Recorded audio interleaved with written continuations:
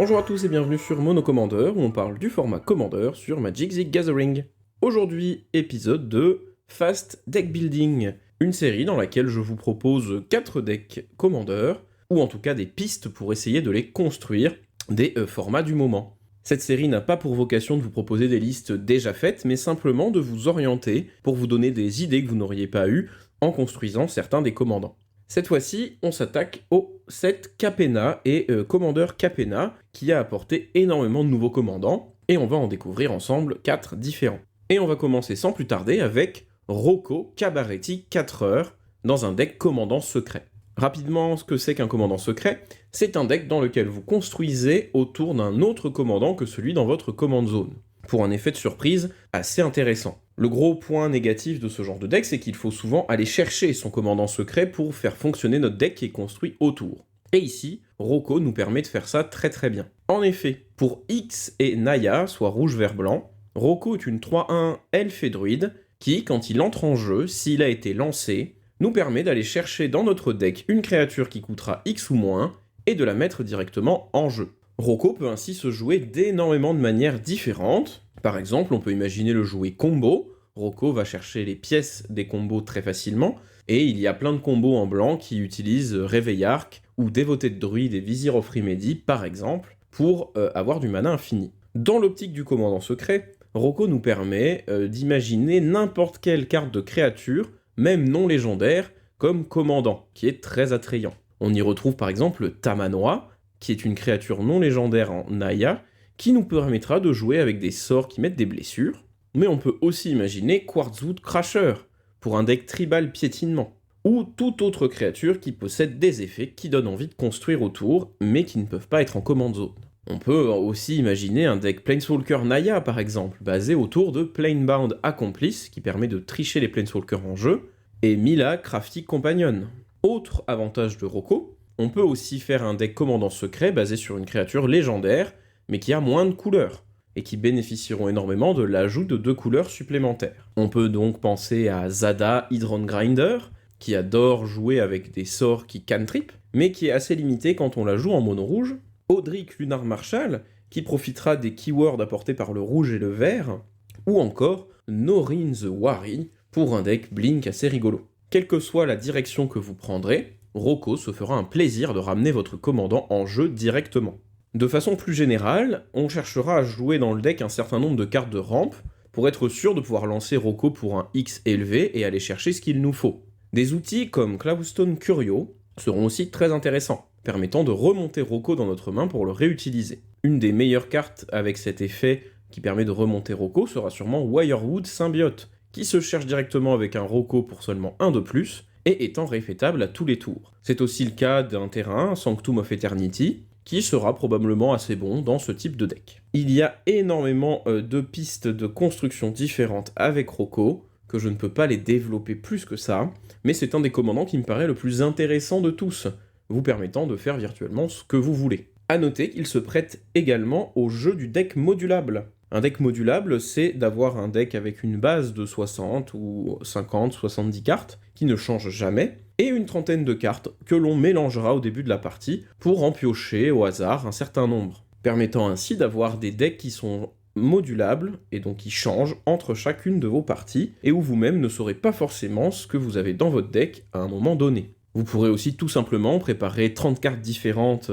avec des packages similaires, avoir un Rocco Tamanoa, plus un Rocco Planeswalker et un Rocco Piétinement, en changeant seulement 30 à 40 cartes de votre deck, en faisant un commandant assez budget quand on y pense. Deuxième commandant de cette vidéo, Cross Defense Contractor, est un chat et conseiller pour 4, 1 et Bant, soit bleu, vert et blanc, pour une 2-4, qui nous dit qu'au début de notre entretien, on mettra un compteur bouclier sur une créature ciblée qu'un adversaire contrôle, rendant ainsi cette créature un peu plus résistante, et il nous dit qu'à chaque fois qu'on met un compteur sur une créature que l'on ne contrôle pas, on engagera cette créature et on l'incitera.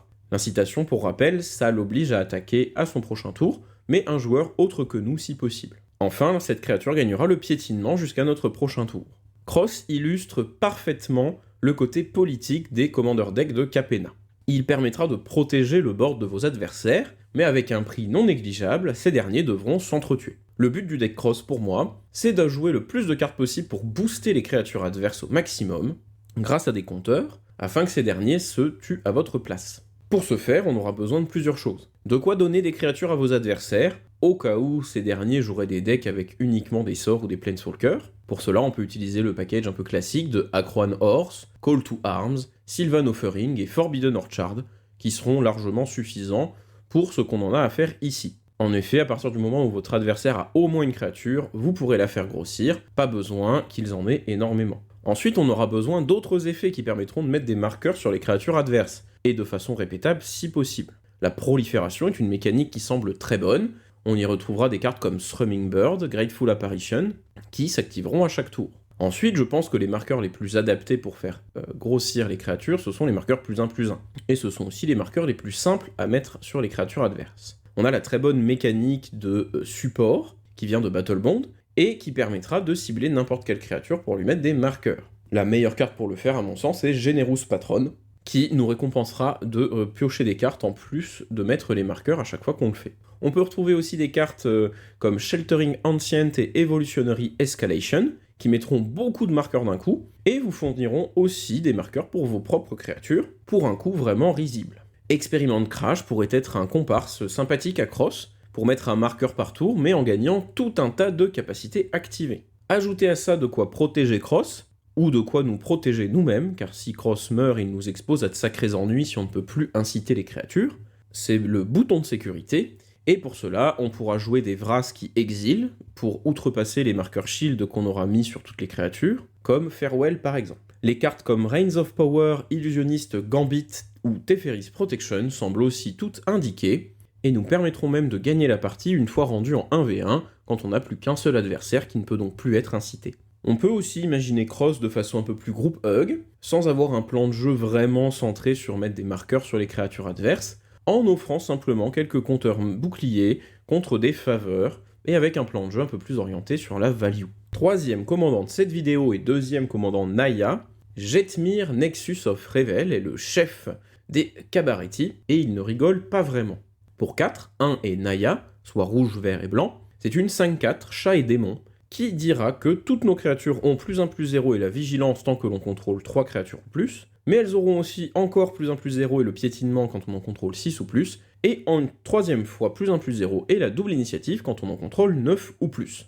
À première vue, Jetmir semble être un deck assez linéaire où on ira mettre des jetons de créatures pour faire de grosses phases d'attaque. Cependant, à la plupart des tables, il sera difficile de maintenir un board plein de créatures avant de poser Jetmir pour arriver à notre phase d'attaque. C'est pourquoi j'ai envie de construire ce deck de façon un peu différente. Pour ce faire, on va essayer d'avoir d'un seul coup 8 créatures minimum avec la célérité qui surprendront vos adversaires au moment où vous poserez Jetmir. Il y a assez peu de cartes qui font cela. On y trouve par exemple Grand Crescendo, une nouvelle carte très puissante dans le deck, qui pour X et 2 blancs rendra nos créatures indestructibles, mais créera aussi X 1/1 et ce en éphémère, permettant de créer des jetons en fin de tour juste avant de commencer le nôtre. March of the Multitude est également une carte que vous trouverez en plus dans le préconstruit Naya, et qui fera à peu près la même chose, sans protéger votre board. Certains removals en éphémère pourront aussi générer des créatures avant que vous jouiez, comme Artifact Mutation et Aura Mutation, qui seront très bons et alimenteront notre plan de jeu. Ces cartes sont encore très classiques dans les builds de Jetmir qu'on voit en ligne. Ce qui m'intéresse vraiment, ce sont les autres moyens de faire. Une des meilleures cartes du deck, à mon sens, c'est Sylvan Awakening, qui pour 3 animera vos terrains en 2/2 indestructible célérité, transformant d'un seul coup tout votre board en une armée létale avec Jetmir. On peut aussi utiliser Kamal's Will, qui fait à peu près la même chose mais avec des mots-clés différents, ou encore Rude Awakening, qui aura le bon goût de dégager nos créatures si on le paye avec son coût d'Entwine, une fois que nos terrains auront été animés. On peut aussi, pour profiter à fond de ces effets, envisager des cartes qui dégagent toutes les créatures, comme Benefactor Draws, par exemple. Une seule attaque avec 9 ou 10 terrains animés, et Jetmir sera largement suffisante pour souvent éliminer 1 ou 2 adversaires haut la main. Mais du coup, c'est quoi le reste du deck ? Eh bien, le reste du deck, c'est très peu de créatures. Je pense que Jetmir se prête parfaitement à un plan de jeu un peu stacks, avec des cartes comme Bind Obedience, voire Winter Orb si vous n'aimez vraiment pas vos adversaires, éléments de stacks auxquels vous pourrez rajouter un package de Vrask très important, car vous n'aurez quasiment jamais de créatures sur le terrain, sauf au moment de lancer une attaque létale avec votre commandant. On n'hésitera pas à mettre énormément de rampes, notamment du ramp de terrain dans le deck, afin de profiter au maximum des cartes qui les animent, pour tuer très vite avec Jetmir. On peut même imaginer des lignes de play, avec des sorts comme Armageddon, et des cartes qui permettront de remonter les permanents mis au cimetière ce tour-ci, comme Cosmic Intervention par exemple, nous permettant de ralentir encore plus nos adversaires en gardant nos précieux terrains.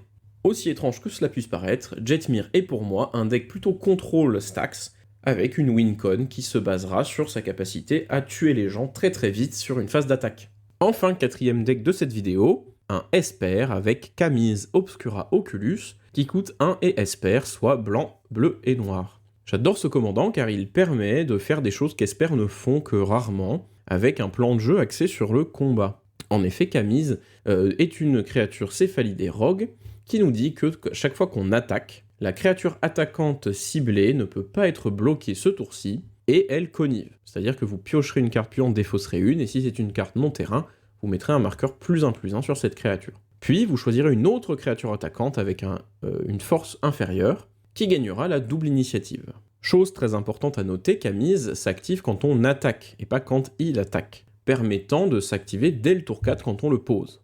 Les deux mots-clés, entre guillemets, que Kamiz débloque sont très agressifs, l'un permettant d'être sûr de mettre des points, et l'autre rendant les blocs très compliqués, avec potentiellement un double proc des effets à l'impact. Cette association de mots-clés permet à Kamiz de se construire de plusieurs façons, mais une qui sera probablement très désagréable et rapide pour tuer vos adversaires sera sûrement l'infection. À coup de 2 créatures qui mettront des marqueurs poison à chaque tour, soit en étant imbloquables, soit avec la double initiative. Notez bien que l'infection et la double initiative marchent très bien ensemble. En effet, en phase d'initiative, vous mettrez des marqueurs -1/-1 sur votre bloqueur, qui se verra encore moins puissant pour essayer de trade à la phase de blessure normale.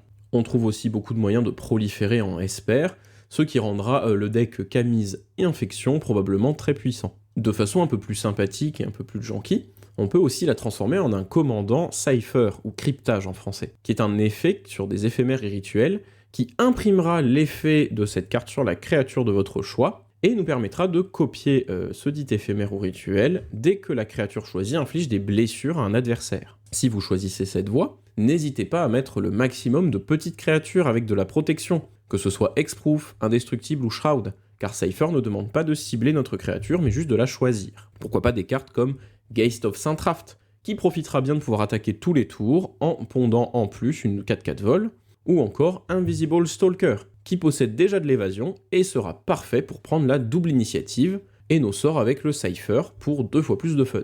Neurok Commando est un peu similaire, avec Shroud et la capacité de piocher dès qu'il touche, prenant très bien nos 2 bonus lui aussi. On peut aussi penser à mettre des créatures qui auront des effets à l'impact intéressants, et sans passer par le cryptage. Céphalide Constable est un bon exemple pour ça, renvoyant des permanents dans la main du joueur touché égaux au nombre de blessures infligées, et qui profitera massivement des marqueurs mis par Connive et des mots-clés de Kamiz. Fallen Shinobi et d'autres ninjas profiteront aussi de Kamiz, à la fois pour arriver en jeu de façon sûre grâce à l'imbloquable, et en passant à nouveau à chaque tour grâce à cette même capacité pour réactiver leurs effets à l'impact. Enfin, on peut aussi voir plus gros et jouer Kamiz Voltron, avec des équipements, car il marche sur lui-même.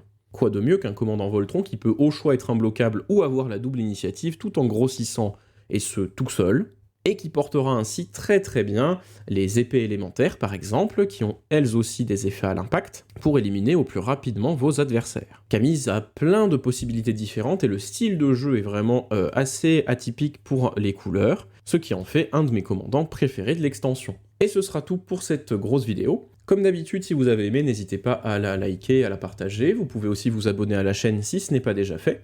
On se retrouvera très bientôt suite au vote que vous avez fait sur la chaîne pour un top des cartes de Commander Legends Baldur's Gate, qui est un set à mon avis très intéressant à jouer en limité, mais qui me hype un peu moins pour le jeu construit en Commander classique, et pour lequel je ne ferai probablement qu'une seule vidéo. En attendant, il y aura peut-être 1 ou 2 épisodes de Pas Vu Pas Mauvaise, qui sont en cours d'écriture. N'hésitez pas à vous préinscrire pour l'événement Commander Assemblée à Auxerre qui aura lieu au mois de juillet, et où on pourra jouer le cube. Vous retrouverez le lien dans la description. Je vous dis à la prochaine, c'était Monocommander, bye.